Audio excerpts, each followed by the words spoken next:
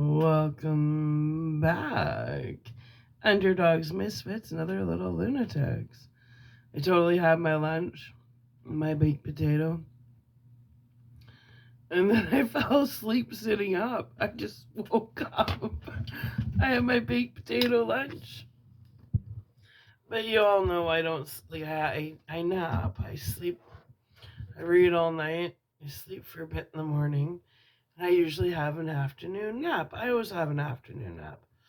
Well, I napped sitting up. I literally had the most craziest dream. Actually, it was download after download. I get those kind of dreams where they're message dreams, and which I found really good, and it helped a lot. Hold on a sec. I get a lot of answers through my dreams, and it was no different. It was a good dream with a lot of answers I've been waiting for. You guys are interesting people, hey? A bunch of fucking losers. Thieves, liars. Yeah. I dreamt I was in a courtroom, but like I was a ghost, and maybe it's because he's a ghost, but I was in a courtroom and fucking both sides of the family were there. Oh, and they lost so bad. They lost so bad, and they were like lying about me, and they had like all this false AI videos just trying to say I was this bad person on drugs and like some prostitute shit. I'm like, it was the most bizarre dream, but it was so real. Knowing them is true. These people will do anything for money. Lie, steal. They're like con artists. Why do you think I'm alone? I did just wake up from this dream of seeing them all in court just lying and like looking like the biggest losers, and the judges were like, this family's pathetic. I've never seen so many disgusting people, like peasants selling their soul for money. Family of Judases. That's what the dream was. It was showing that my family was a family of Judases, and I was just like Robin Williams, a ghost, just watching it going, I knew you guys were pathetic, and that's why I stopped talking to you guys like 20 fucking years ago. But to see it the way it was the humorous.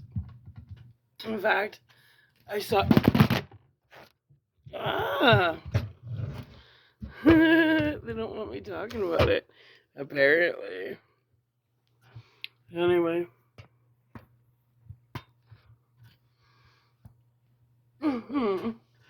So, there's a family of Judases, and then my dream went into like, kind of being Robin Williams. I love Charlie. Being Robin Williams, but I was in a courtroom watching all these lunatics and realizing I definitely made the right choice in ditching them all. But anyway, and then, you know how people are like, we like to make a real life movie out of your life story. Well, there was so much bullshit that it was like movies were made, sitcoms were made. It was like kind of almost like a Simpsons, but it was my family, and there was like endless material for them to make these episodes off of. But I can't remember what the name of the miniseries was, and I'm like, whoa, there's $1 million idea. But anyway,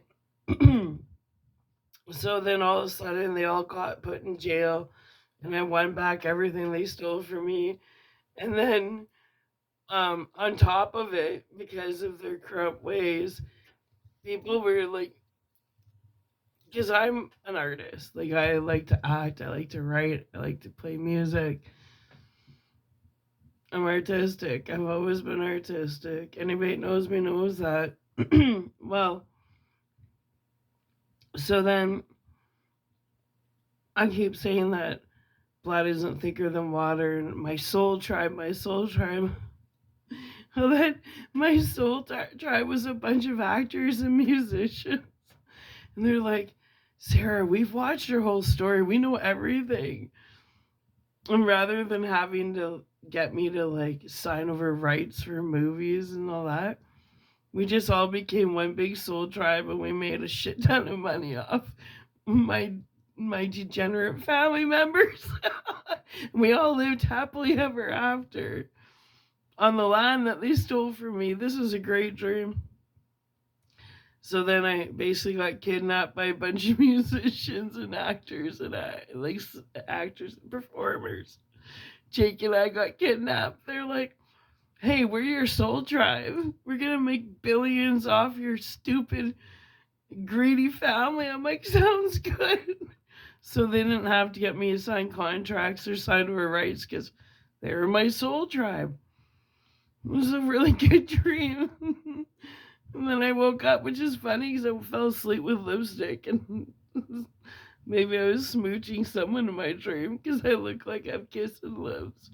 But I woke up looking like this and I'm like, I gotta go read. I gotta tell this story. What a great dream though. But it's kind of funny because I say dream, but it feels like a memory or a future memory. It's something because I woke up going, I want to go back to that realm. Must be my heavenly realm. Being kidnapped by a bunch of musicians and performers. The modern day circus. They just showed up. They're like, let's go. We're your soul tribe. And I'm like, I'm not going anywhere without Jacob and Phoenix and Daniels, my cat and dog, and Jake, right? Yeah, no, that's fine. Grab what you need. They're like, you don't need money. You can just buy clothes or whatever you need along the way. What do you actually need? I'm like, Jake's like, I'm not going anywhere without my instruments. I'm like, I'm not going anywhere without my frequency healing stuff, my crystal, my singing bowls, and my congas and bongos. They're like, okay. And we just looked around the house. We're like, fuck it. What a great dream. Well, anyways. And then I woke up sitting up on my chair, just sitting in my computer chair, and I was like, YouTube was on. I'm like, where am I? This book's pretty cool. Okay, let's get into it. It was a great dream. Okay.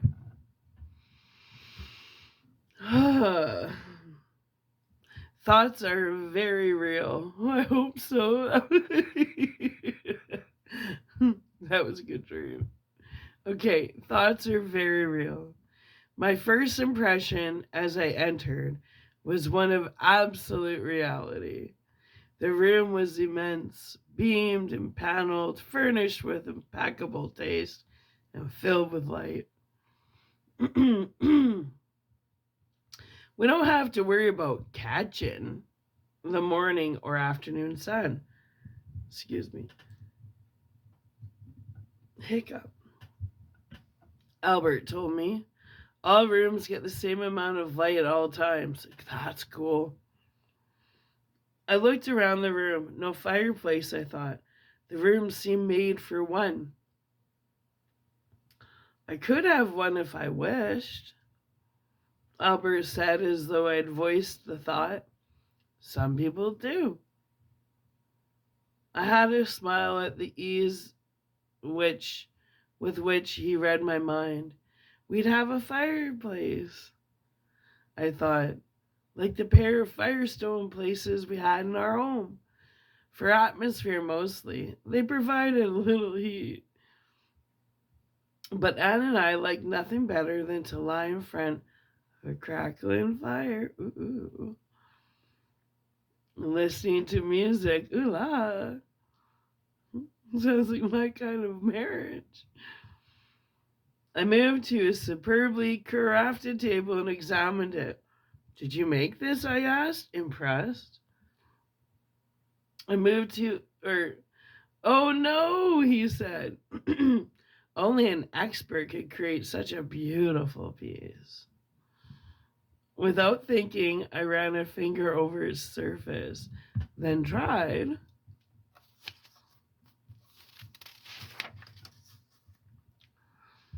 Always with mind, he said. All things start in thought. Crystalline thought, baby. I'm in such a good mood. That dream was like, that felt so real. It felt so real. Just like, if you want it, you can have it. That's how my soul tribe was like, you can have it. You don't even need to bring any clothes. You can buy a toothbrush along the way. Let's just fucking go. He was like, okay. You just wait till Jenkins off work. Anyway. Still giddy from that dream. What a good dream. Always with mind, he said. All things start in thought. I stopped and looked up at the house which loomed above us. It's so Earth-like, I said. He nodded, smiling. We're not so distant from our memories of Earth that we desire anything too novel in the way of dwelling places. He made a welcoming gesture. But come on inside, Chris. We walked into Albert's home.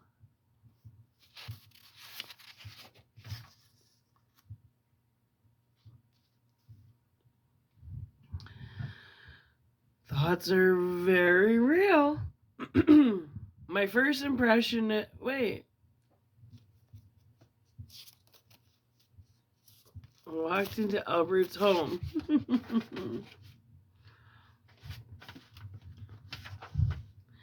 To hide the movement. Albert laughed. You won't find any dust here, he said, since there's no disintegration. Anne was certainly like that, I told him. She always liked our house to be immaculate. In California being what it is, she always had to do a lot of dusting to keep the furniture polished. Standing on the table was a vase of flowers, very simple.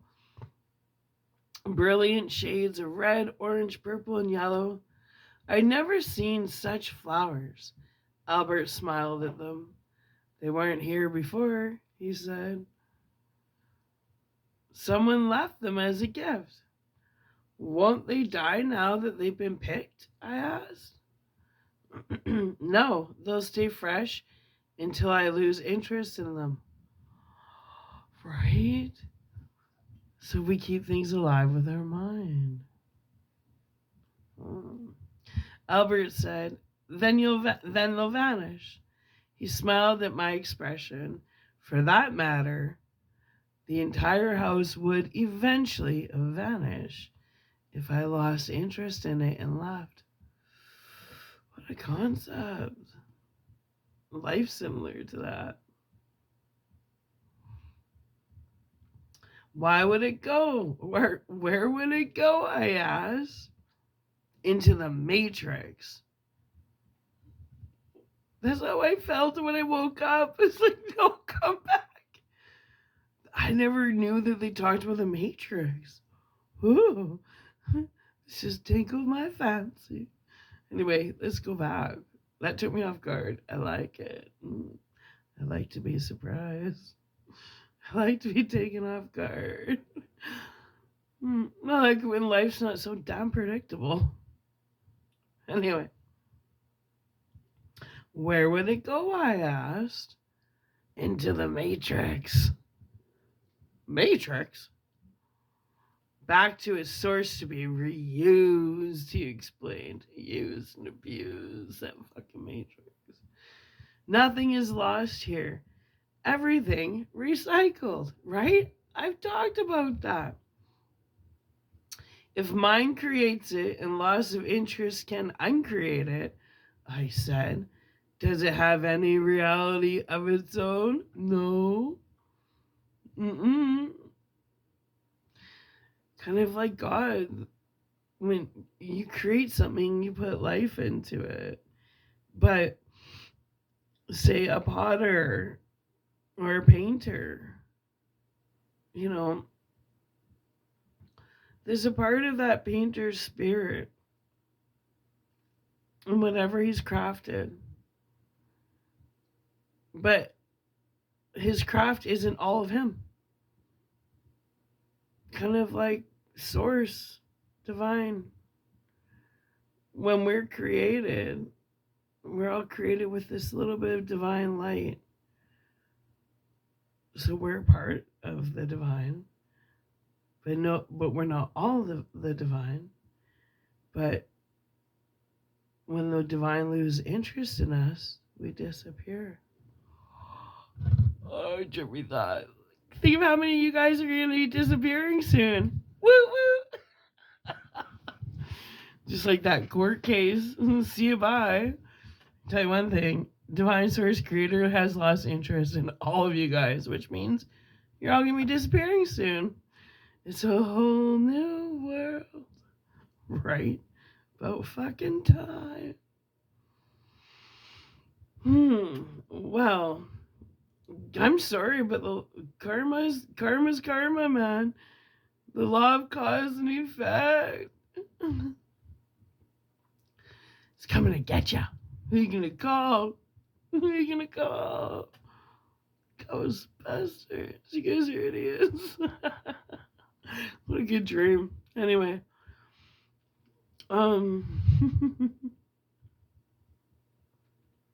Where were we? The Matrix. Where would it go, I asked. Into the Matrix. Matrix?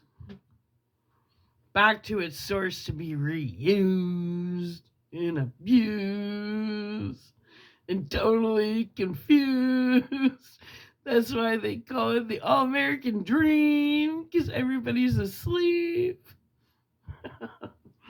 Anyways, back to its source to be reused, he explained. Nothing is lost here. Everything's recycled. Yeah. Mass produced. No spirit. Anyway. If mind creates it, and loss of interest can uncreate it, I said, does it have any reality of its own?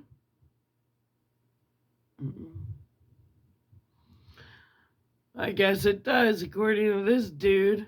Oh, yes, he said. It's just that its reality is always subject to mind. Okay, yeah.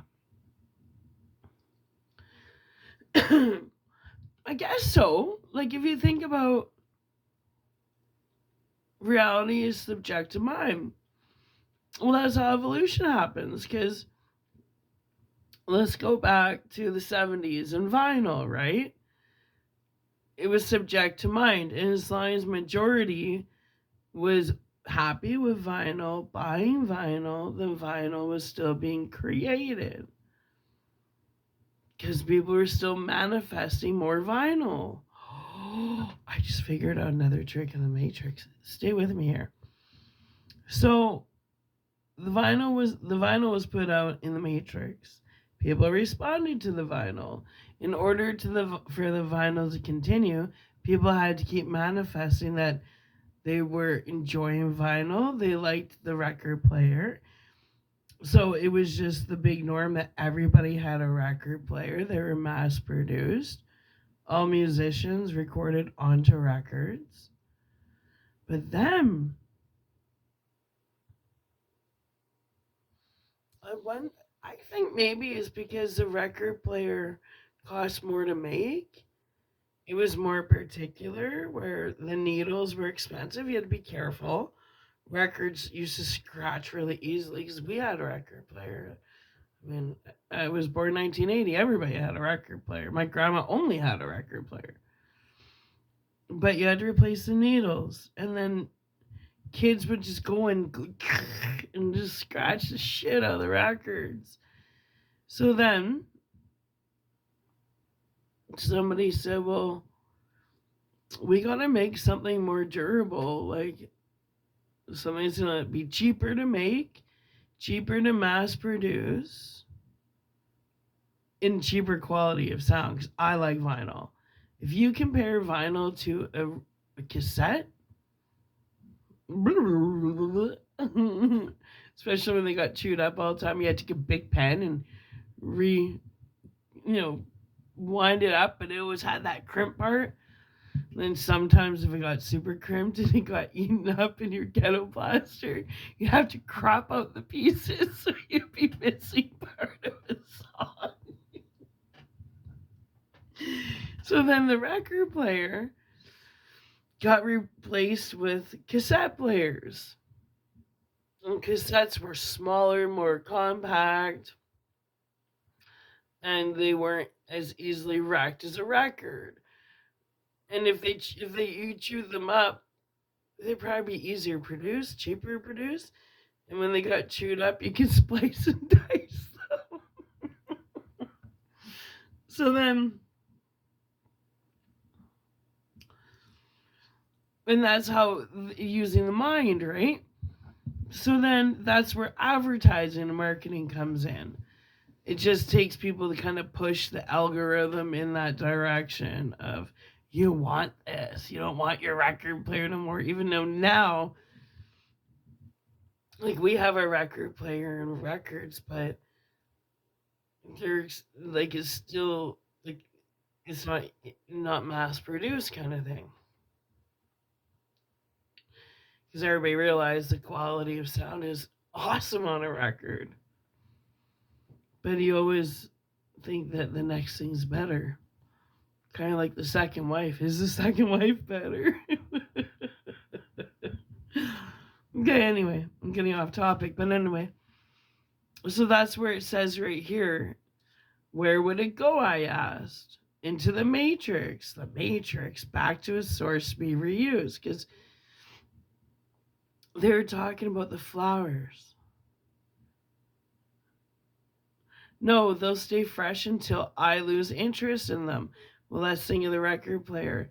The record player and vinyl will still be what people listen to music on until people lose interest in the record player. Albert said. Then they all vanished. He smiled at my expression. For that matter, the entire house would eventually vanish if I lost interest in it and left. Well, the majority lost interest in the record player and the vinyl and left the market and was replaced with the ghetto blaster because the algorithm switched from vinyl to ghetto for whatever reason, or yeah. And then I still remember when the neighbor, the first person that ever played a CD for me was Trevor Gartner, and it was crisp clear, and he was like, listen to this, and you could hear, and it was, yeah, especially Phil Collins, right? I kind of think the first person I ever heard on CD was Phil Collins, and I was like, oh, it's like being in a concert.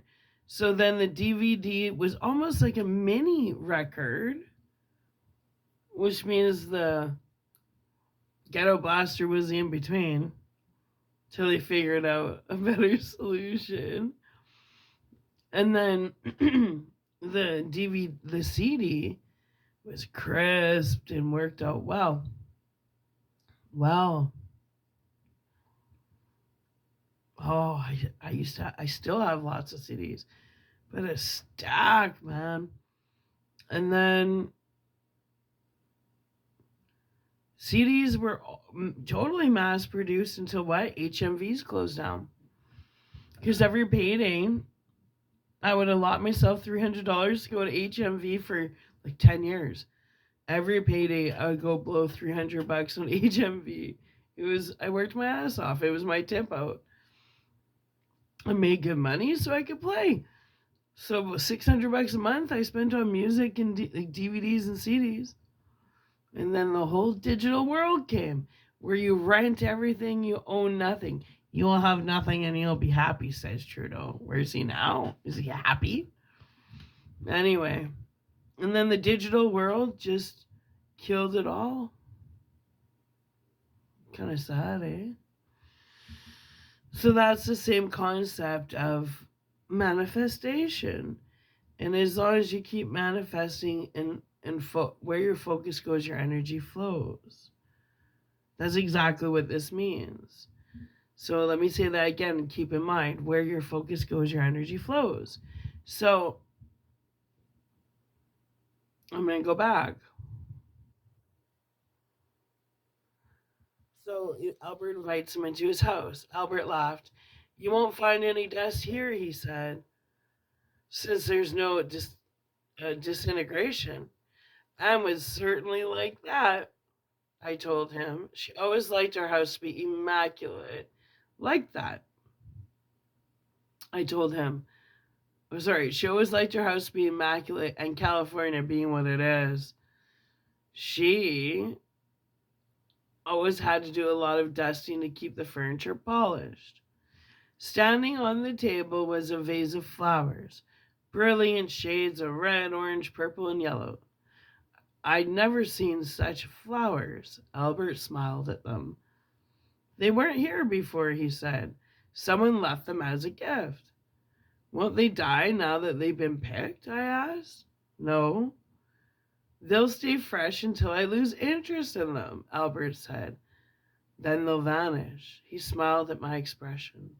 For that matter, the entire house would eventually vanish if I lost interest in it and left. Right? I'm right. Chloe's had that 10-minute detour. Where would it go? I asked. Into the Matrix. Matrix? Back to its source to be reused and abused and totally confused. I had that in. He exclaimed. Nothing is lost here. Everything is recycled. If mind creates it and loss of interest can uncreate it, I said, does it have any reality of its own? Oh, yes, he said. It's just that its reality is always subject to mind. I was going to ask more, but it all seemed too confusing, and I let it go as I followed Albert through his house. Every room was large, bright, and airy, with massive window openings which overlooked the luxuriant scenery. I don't see any other houses, I told him. They're out there, Albert said. It's just that we have had lots of room here. I was going to comment on the absence of a kitchen and bathrooms when the reason became obvious. Yeah, you don't have to eat, right? Clearly, the bodies were possessed, not required food. And since there were neither dirt nor disposal, bathrooms would be superfluous. Fluous. Yeah, they're not needed. Just like you wouldn't need glasses. The room I liked best was Albert's study. Each wall had a floor-to-ceiling bookcase packed with finely bound volumes, and there were large chairs, tables, and a sofa on the polished wood floor. To my surprise, I saw a line of bound scripts on one of the shelves and recognized the titles as my own. My reaction came in layers. Surprise first, as I've said, then pleasure at seeing them in Albert's home, then disappointment that I'd never had my own scripts bound while I was on Earth. My last reaction was one of shame, as I realized how many of the scripts dealt with subjects either violent or horrific. I'm sorry, Albert said. I didn't mean to disturb you. It's not your fault. I told him, I'm the one who wrote them. You'll have lots of time to write other things now, he reassured me. Kindness, I know, kept him from saying better things. He gestured towards the surface, and I sank down on it as he sat on one of the chairs. Katie sat beside my right leg, and I stroked her head as Albert and I continued talking. You called this place Harvest? I said. Why? Because the seeds of a man plants in life create the harvest he reaps here, he answered. Actually, the most authentic name, if one wants to be a purist, is a third sphere. Why? It's somewhat complicated, Albert said. Why don't we wait until you've rested first? Odd, I thought. How could he know that I was starting to feel weary? I'd only become aware of it that very moment. How can that be? I asked, knowing he would understand the question. He'd been through a traumatic experience. He told me, and rest between periods of activity is nature's way, here as on earth. You get tired too? I asked in surprise. Well, perhaps not tired, Albert said. You'll soon find that there's a whole different set of rules.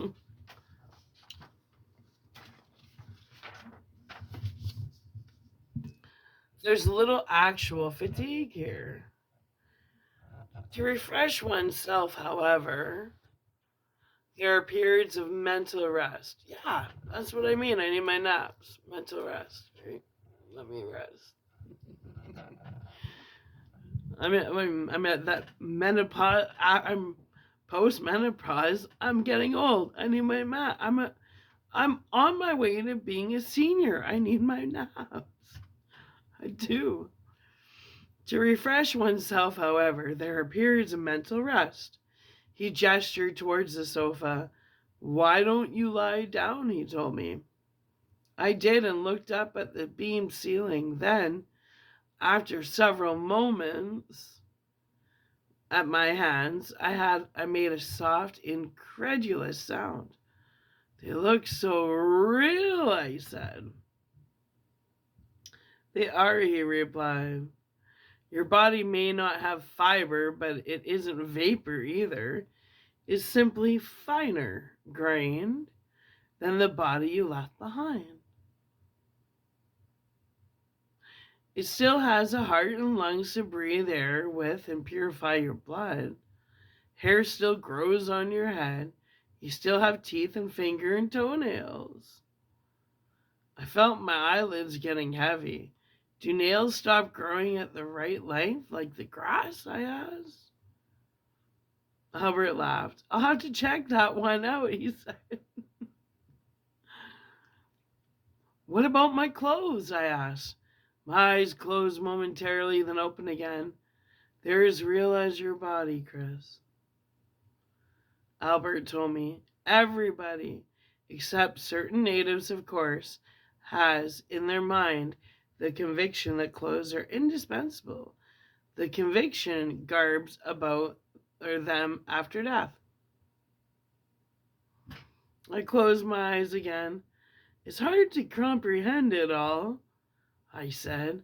You still think it's a dream? He asked. I opened my eyes and looked at him. You know about that too? He smiled. I looked around the room. No, I can hardly believe that, I said. I looked at him sleepily. What would you do if I did, though? There are ways, he said. Close your eyes while we talk. He smiled as I hesitated. Don't worry, you'll wake up again, and Katie will stay with you. Won't you, Katie? I looked at her. She wagged her tail, then laid down with a sigh beside the sofa. Robert rose to put a pillow underneath my head. There, he said. Close your eyes now. I did. I actually yawned. What ways? I murmured. Well, I heard him sit back on his chair. I might ask you Oh.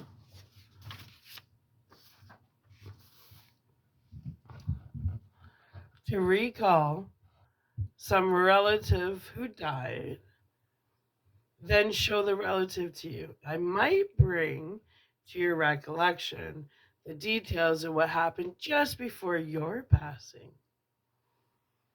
In an extreme case, I might take you back to Earth and show you your environment without you. Despite the morning grogginess I felt, I reopened my eyes to look at him. I'm looking. You said I couldn't go back. I said, you couldn't alone. Then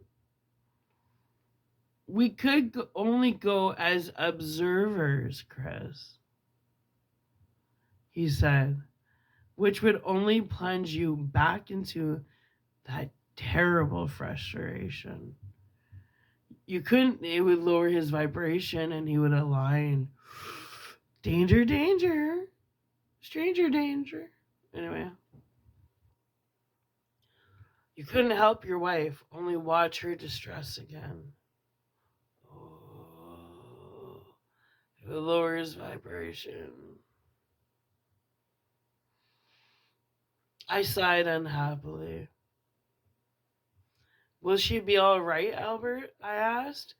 I'm so worried about her. I know you are, he said, but it's out of your hands now. You can see that. Close your eyes. I closed them again and for an instant thought I saw her lovely face in front of me, those childlike features, her dark brown eyes. When I met her, all I could see were those eyes. I thought aloud. They seemed enormous to me. You met her on a beach, didn't you? He asked. In Santa Monica, 1949. I said. I'd come to California from Brooklyn. I was working at Douglas Aircraft from 4 to midnight. After I finished writing every morning, I went to the beach for an hour or two. I can still see the bathing suit she wore that day. It was pale blue one piece. I watched her but didn't know how to speak to her. I'd never done that sort of thing before. Finally, I resorted to the old age, have you got the time? I smiled, remembering her reaction. She fooled me by pointing to a building in Santa Monica with a clock on it, so I had to think of something else. I stirred restlessly. Albert, is there nothing I can do to help her? I asked. Send her loving thoughts, he told me. That's all. That's quite a lot, Chris. He said, thoughts are very real.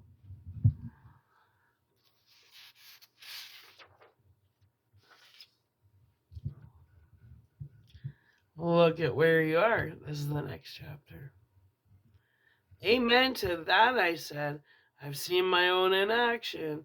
I must have looked grim when I said it for Albert's expression. Became one of sympathy. It's a painful thing to learn, I know. He said that every thought we have takes on a form we must eventually confront. That's why you gotta choose your thoughts wisely. You went through the same thing. He nodded. Everyone does. Your life flashed before you? I asked. From the end to the beginning. Not as rapidly as yours did, because I died of a lingering illness, he answered. And yours was not as quick as that of, say, a drowning man. His removal from life would be so rapid that his subconscious memory would flood out its contents in a few seconds. Every impression in his mind released almost simultaneously. What about the second time it happened? I asked. The first time wasn't bad, I just observed. The second time, I relived each moment. Only in your mind, he said. You didn't actually relive them. It seemed as though I did. Yes, it seems very real. He agreed. And painful. More so than it did originally, he said. Because you had no physical body to dull the pain of your re experienced life. It's a time when men and women come to know what they truly are, a time of purging. I've been looking at the ceiling as he spoke. At his first final words, I turned to face him in surprise. Is that what the Catholics meant by purgatory? Yeah, limbo. In essence, he nodded, a period during which each soul is cleansed by self imposed recognition of past deeds and misdeeds. That's doing the shadow work. So the more shadow work you do now while you're alive, the less you have to do when you cross over. Get it done, son. Get it done. Self imposed, I repeated. There really is no outside judgment then. When condemnation could possibly be more harsh than one's own, when self pretense is no longer possible. What condemnation could possibly be more harsh than one's own when self pretense is no longer possible? He asked. Right? I turned my face away from him and looked out at the countryside. Its beauty seemed to make the memories of my shortcomings all the more acute, especially those concerning Anne. Is anyone ever happy with what they re experience? I asked. I doubt it, he said, no matter who they are. I'm sure they all find fault in themselves. I reached down and began to stroke Katie's head. If it hadn't been for my memories, it would have been a lovely moment. The beautiful house, the exquisite landscape, Albert sitting across from me, Katie's warm head under my fingers. There were the memories, though. If only I had done more for Anne. Regrets, I said. For my children, for my family, for my friends. That's true of almost everyone, Chris. He said, we all could have done more. And now it's too late. It isn't quite that bad, he said. Part of what you're feeling is a sense of incompletion because you didn't get to praise your life as fully as you should have. I looked at him again. I'm not sure I understand that, I said.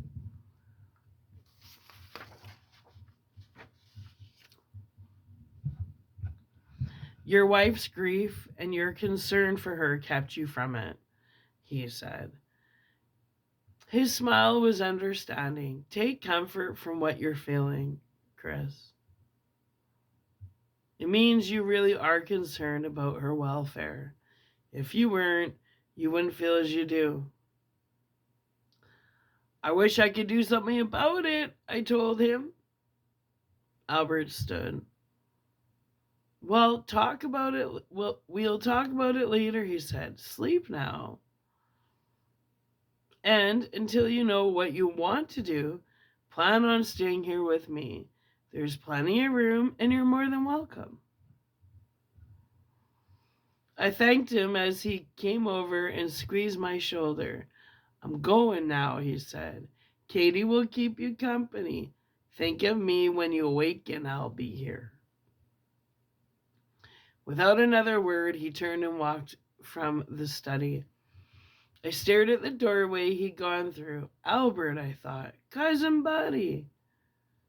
Dead since 1940. Heart attack. Living in this house. I couldn't seem to get it through my head that all of it was real. I looked at Katie lying on the floor beside the sofa. Kate, oh Kate, I said. Her tail thumped twice. I remember the blinding tears that afternoon we left her at the vet's. Now there she was, alive, looking at me once more with that bright, with that bright expression. I sighed and looked around the room.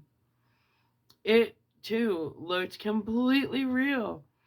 I smiled, recalling the French provincial room in the Kubricks in 2001. Was I being held captive by some alien being? That's funny.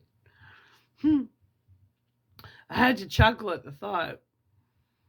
I noticed then there were no mirror in the room and realized that I had not seen a mirror in the entire house.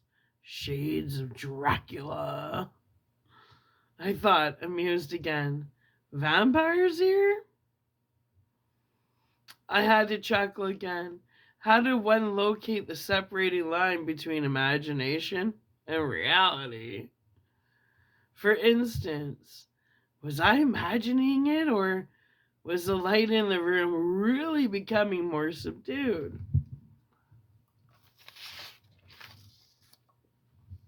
Anne and I were in Sequoia National Forest. Hand in hand, we moved beneath the giant redwood trees. I could feel her fingers linked with mine, hear the crunching of our shoes across the carpet of dry needles on the ground, smell the warmth, aromatic odors of the tree bark. We didn't speak. We walked side by side, surrounded by the beauty of nature, taking a stroll before dinner. We walked about 20 minutes before we reached a fallen tree and sat on it. Anne released a weary sigh. I put an arm around her and she leaned against me. Tired? I asked. A little, she smiled. I'll be fine. It had been a strenuous, if pleasant, experience for us. We pulled the recent trailer up the steep hill to Sequoia, our Rambler wagon overheating twice. We'd set up a tent with 6 cots inside, stored all our supplies in a wooden chest so that the bears couldn't get them. We had a Coleman lantern, but not a stove, so had to maintain a fire under the grate provided by the campground. Most difficult, we had to hear washing water once each day for Ian's diapers. He was only 1.5 at the time. The camp looked like a laundry, diapers and baby clothes hanging on lines in all directions.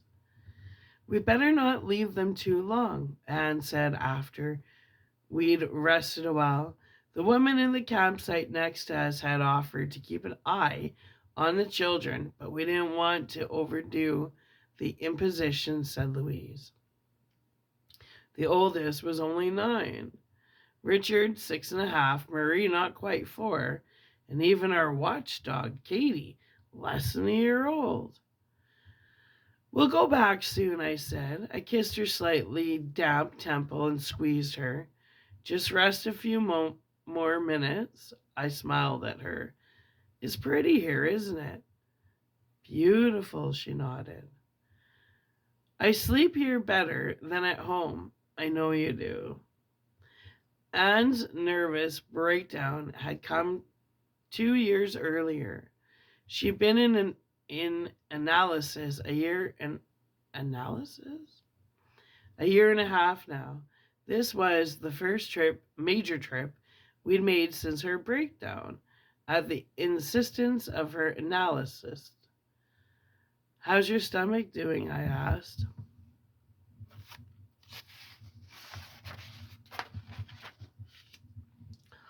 Oh, it's better, she answered unconvincingly. She had stomach problems ever since I met her.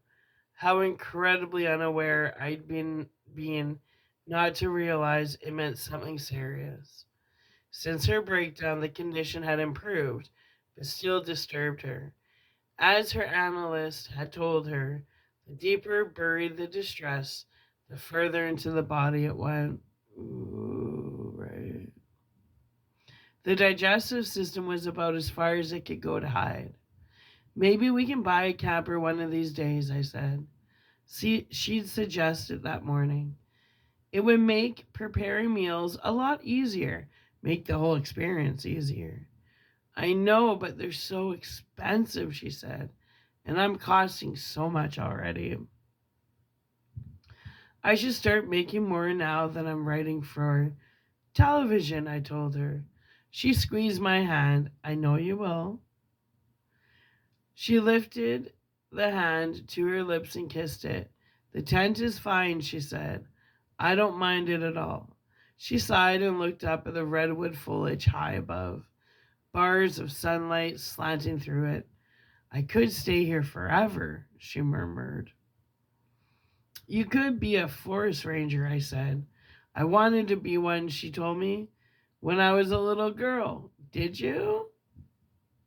The idea made me smile. Ranger Annie. It seemed like a wonderful way to escape, she said. Poor love. I held her tightly against myself. She had so much to escape from, too. Well, she stood. We better mosey on back, Chief. Right, I nodded, standing. The path curves around.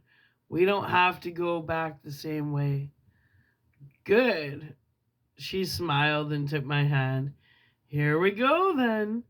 We started to walk again. Are you glad you came? She asked. Yeah, it's beautiful here, I said.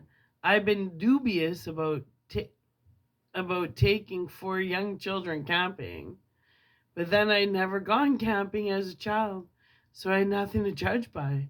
I think it's working out great, I said. I didn't know it then, but Anne's desire to. Camp, notwithstanding her anxiety about trying anything new at a time of such mental stress, was to open up a world of lovely experience, not only for me, but for the children as well. Continuing on, we reached a spot where the path divided. At the head of the right path was a sign that warned hikers not to go that way. Anne looked at me with her wicked little girl expression. Let's go that way.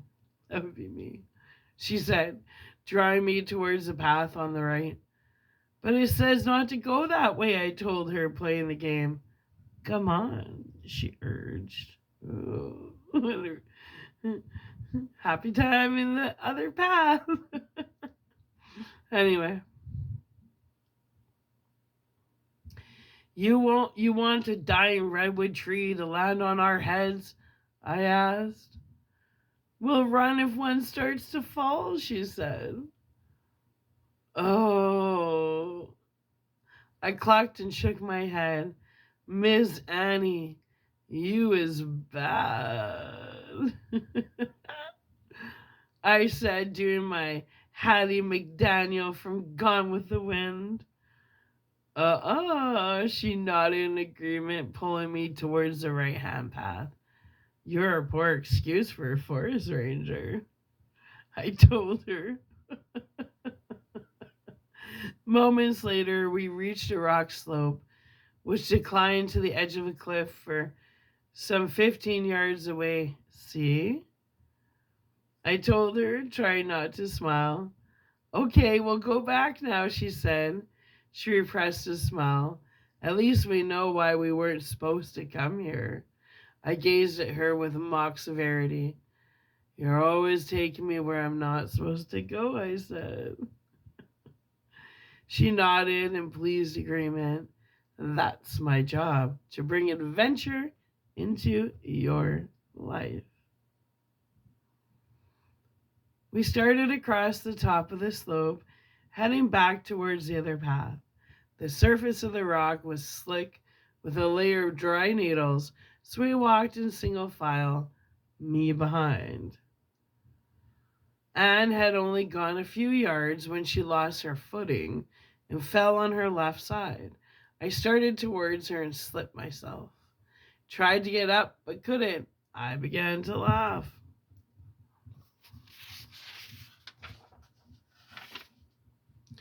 Chris?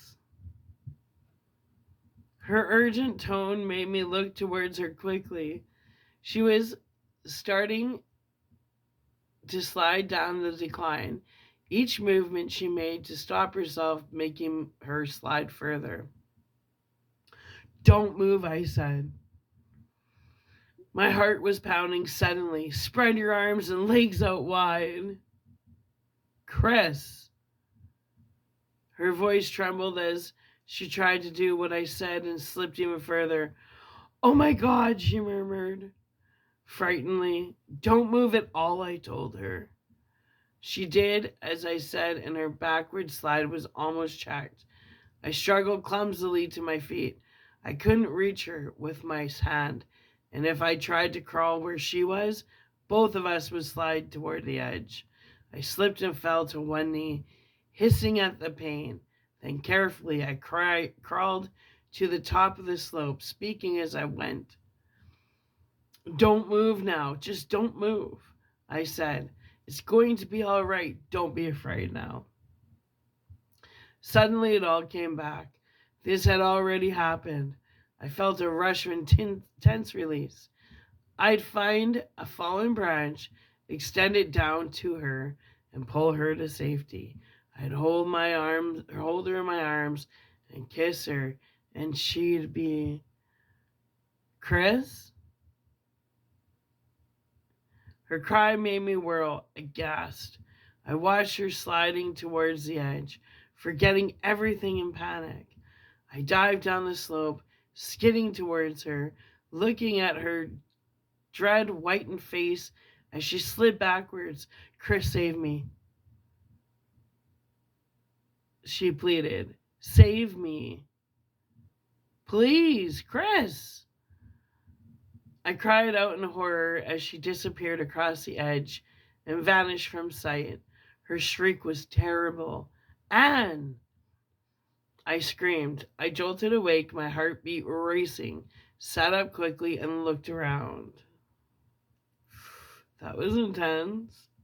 Katie was standing beside the sofa, wagging her tail and looking at me in a way which I could only interpret as concerned. I put my hand on her head. Okay, I murmured. I had a dream. Somehow I felt she understood what I was saying. I put my right palm to my chest and felt the heavy pulsing of my heart. Why had I had that dream, I wondered. And why had it ended so differently from what had really happened?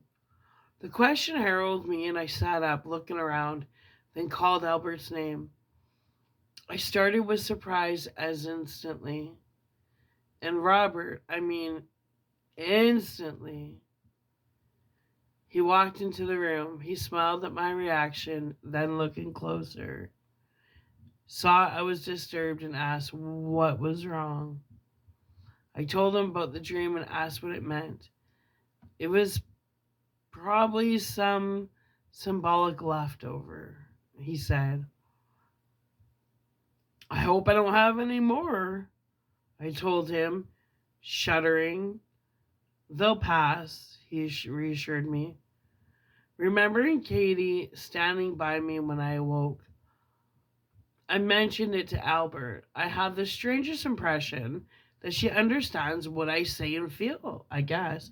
I know my dog does. Phoenix, we're super telepathic. Same with Jake. I go, Jake, I feel like I've had so many conversations with Phoenix and Daniels, but mostly Phoenix. And Jake's like, me too. Yeah. Like, how in tune are you? Anyway, I got shivers now. All of a sudden, I'm cold. Oh, I just got cold. Ooh, why did I just got so cold? Anyway, where were we?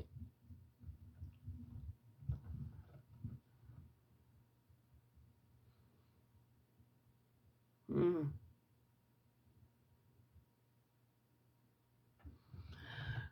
There's understanding there, he replied, bending over to stroke her head. Isn't there, Katie?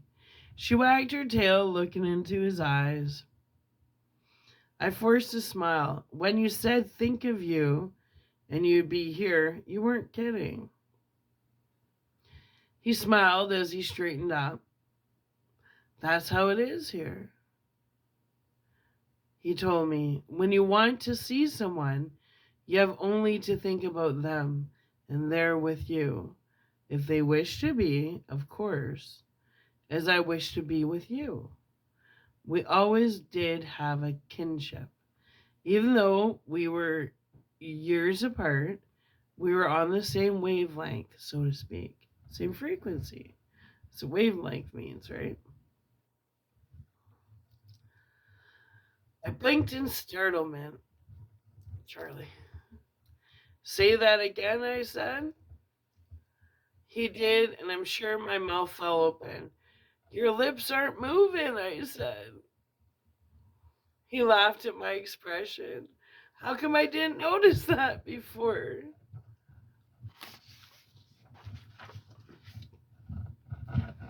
I wasn't doing it before, he told me, lips unmoving. I stared at him, dumbfounded. How can I hear your voice when you're not talking? I asked. Telepathy. The same way I hear yours. My lips aren't moving either. We're conversing with our minds, he answered. That's incredible. I said, actually, to speak aloud is rather difficult here, he told me.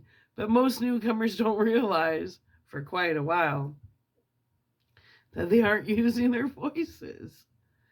Incredible, I repeated. Yeah, how efficient, he said. Language is more of a barrier to understanding than an aid. Also, we're able through thought to communicate in any language without the need of an interpreter. Moreover, we're not confined to words and sentences. Communication can be enhanced by flashes of pure thought. Ooh. Be careful with your thoughts. Guess they're not all private. Ooh. Just kidding. Now, he continued, I've been wearing this outfit so you wouldn't be taken back by my appearance. If you don't object, I'll return to my natural garb. Do you want to go naked? Birthday suit. I had no idea what he meant. All right, he said. Sure, I said. I don't know what I have to have happen while I blink. It had to have happened while I blink.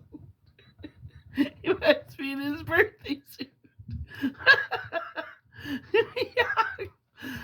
Albert wasn't wearing the white shirt and trousers any longer. Instead, he wore a robe, the color of which matched the radiation around him. Well, I guess he was covered up. Just picture him standing there with his schlong hanging out. Anyway, it was full length, hanging in graceful folds, a gold sash at his waist. I noted that his feet were bare. There, he said. I feel more comfortable. I can concur. I like to live in my house. Anyway, I stared at him, a little impolitely, I'm afraid. Do I have to wear one too? I asked. Not at all, he said. I don't know what my expression was, but it obviously amused him. The choice is yours, whatever you prefer. I looked down at myself. It was a little odd, I have to admit, to see the same clothes I've been wearing the night of the accident. Right? Like 100 years later. Still, I couldn't see myself in a robe. It seemed a bit too spiritual for me. And now, Albert said, perhaps you'd like to take a more extensive look at where you are. Sweet. Well, we hit our hour point. That's the end of this chapter anyway. So, underdogs, misfits, and other little lunatics. We're going to come back, and the chapter we're going to start off with is called Your Problems Lie Herein. Ooh, it's getting interesting, right? Kind of fun. All right, I love you. I hope you continue on this little journey with me. Again, this is one of my favorite movies, What Dreams May Come, starring Robin Williams in 1996, which means it's officially 30 years old. But I feel like I just saw it yesterday. Why? Because time is non-linear. Anyway, come join me in the next video for story time with Sarah. Love ya. Bye. Stop.